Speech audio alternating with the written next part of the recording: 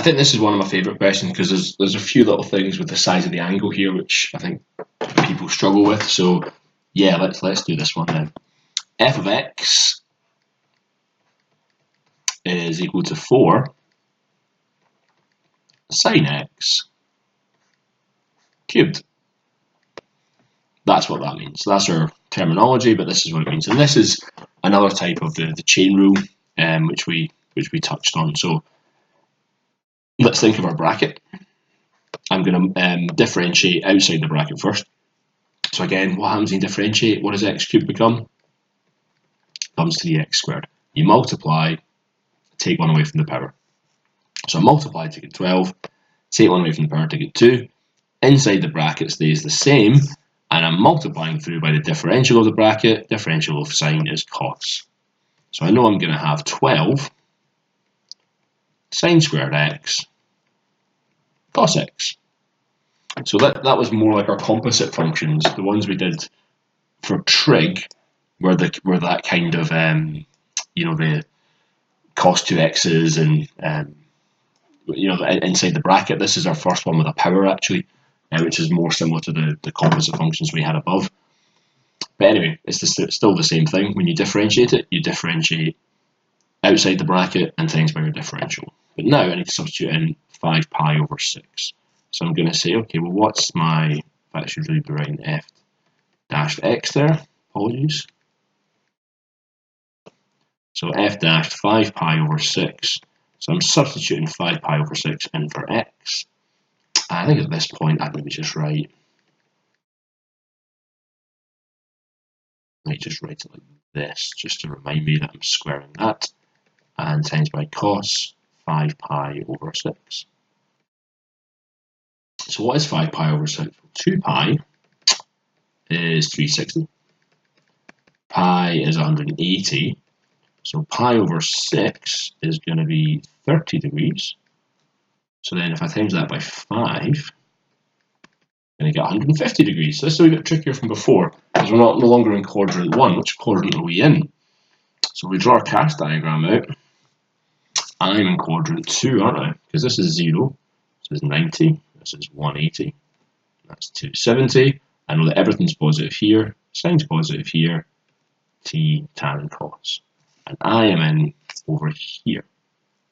Yeah. So that angle there is my 150. Now that's the same though as this angle, 30 degrees. So what this means is, in this quadrant, sine of 30 is the same as sine of 150. So I just want you to think about that for a little second.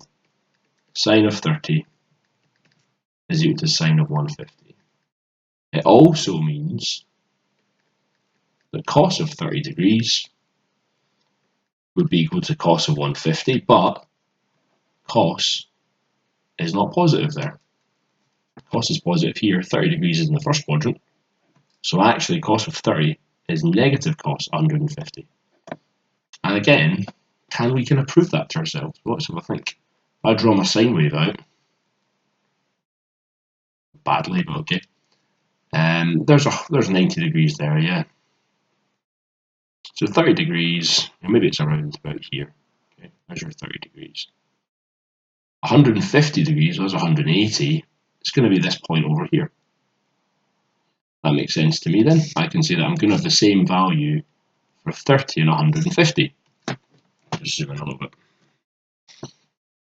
Let's think about cos. If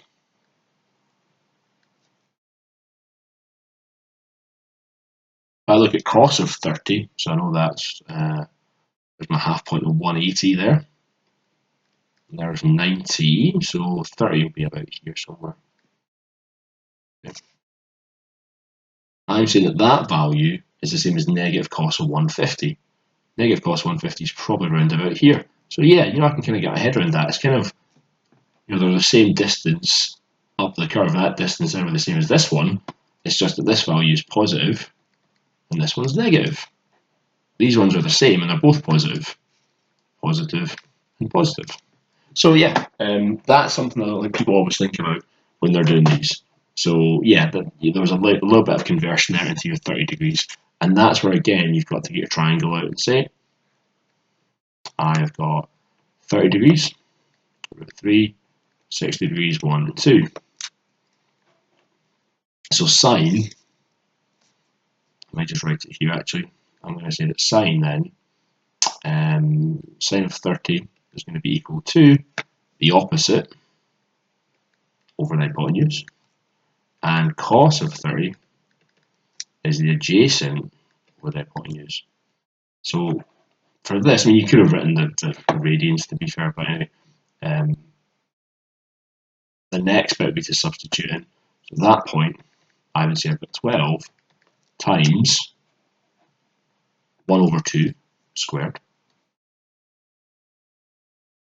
multiplied. We said cos of 30 is the same as negative cos of 150.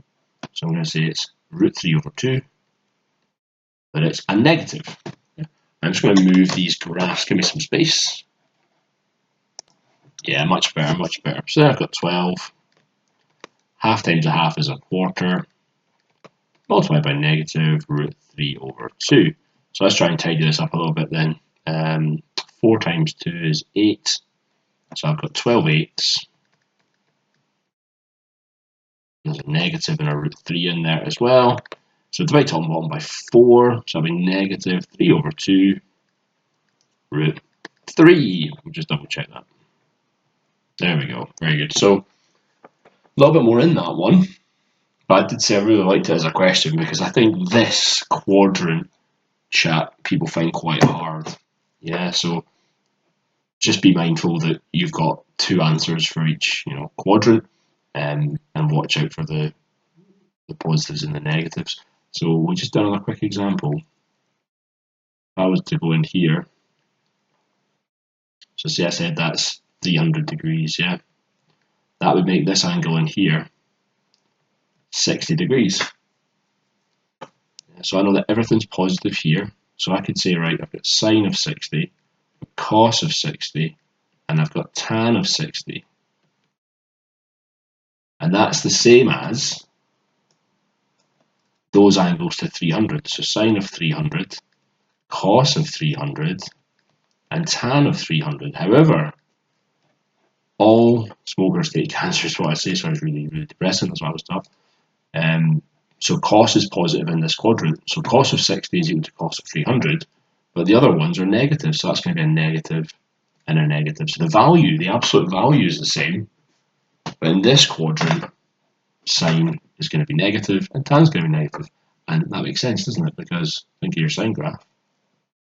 Yeah. If you're looking at 30, if you're looking at 60 degrees, 60 degrees about there, and that's going to be 300 degrees away about here somewhere. So the absolute value is the same, but this is positive 60, and that's the negative 300. Yeah. So just watch out for that. I think that's something that people struggled with, and you're really just taking your time again with your fractions.